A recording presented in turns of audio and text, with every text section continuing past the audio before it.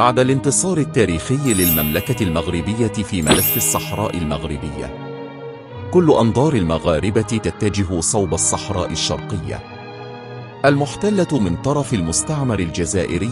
وهل يقترب الأمير مولاي الحسن من فتح ملف الصحراء الشرقية وتلمسان في عمق الصحراء الشرقية المغربية، حيث تمتد الرمال الذهبية إلى ما وراء الأفق؟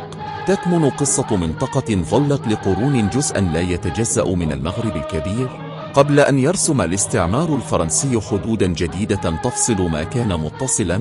إنها قصة الصحراء الشرقية المغربية التي تضم مناطق توات وتيدي كلت وقرارة، التي تشهد الوثائق التاريخية على مغربيتها.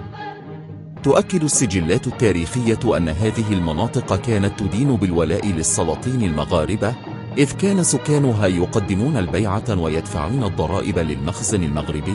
وقد وثق المؤرخ الفرنسي أوجست مولييرس هذه الحقائق في كتاباته، مشيرا إلى أن السلطة المركزية المغربية كانت تعين القضاة والعمال في هذه المناطق. شكلت معاهدة 1845 منعطفا تاريخيا في مصير الصحراء الشرقية المغربية، إذ بدأت فرنسا في تنفيذ مخططها لاقتطاع هذه الأراضي من النفوذ المغربي.